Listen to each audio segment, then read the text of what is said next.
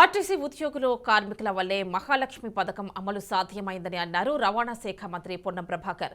ఎన్ని ఇబ్బందులు ఉన్నా ఆర్టీసీ సిబ్బంది మహాలక్ష్మి పథకం అమలుకు ముందుకు వచ్చి విజయం చేశారని మంత్రి పొన్నం అన్నారు. 3 నెలల్లో 25 కోట్ల మహిళలు ఉచిత బస్ ప్రయాణం చేసినట్లు తెలిపారు.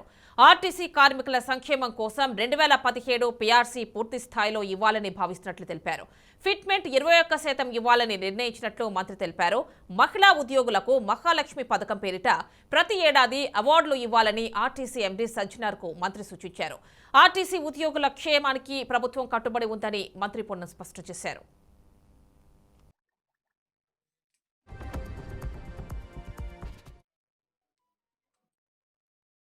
ముందుకు తీసుకోవాలని అందరం కలిసి మాట మనం చేస్తూ అందరం కూడా కలిసి గౌరవ పెద్దల యొక్క ఆదేశాల మేరకు 21% మరి ఫిట్మెంట్ గా కండక్టర్ 40,000 రూపాయల 500 జీతం తీసుకుంటే 10 సంవత్సరాలు సర్వీస్ ఉన్నటువంటి వాళ్ళు మరి 46,900 రూపాయలు తీసుకునేటువంటి అవకాశం ఉండేది.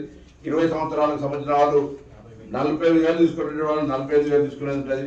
30 సంవత్సరాలు పైబడినటువంటి సర్వీస్ ఉన్నటువంటి 51,000 రూపాయలు తీసుకున్నారు. అంటే దాదాపు 11,000 రూపాయల శాలరీ పెరుగుతున్నటువంటి పరిస్థితి. డ్రైవర్కి సంబంధించి కూడా 42,000 రూపాయల 862 రూపాయలు ఉన్నటువంటి శాలరీ 49,000 రూపాయలుగా 708 రూపాయలుగా కావడం 10 సంవత్సరాలు సీనియారిటీ ఉన్న వాళ్ళకు, మిగతా 20 సంవత్సరాలు సీనియారిటీ ఉన్నటువంటి వాళ్ళకు 52,055 రూపాయలు కావచ్చు.